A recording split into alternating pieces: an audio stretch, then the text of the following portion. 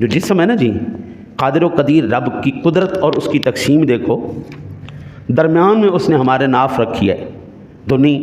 درمیان میں رکھی ہے، آدھا جسم اوپر ہے آدھا نیچے ہے، اوپر روحانیت ہے، نیچے نفسانیت ہے، خواہشات نفس ہیں، یہ بارڈر لائن بنا دی گئی، اس کے اوپر کا ڈرائیور بنا دیا دل کو، نیچے والی سلطنت کا ڈرائیور بنا دیا نفس کو۔ اب بندے مرضی تیری ہے، اس ڈرائیور کو تو کہے گا یہ تیرا جسم چلائے،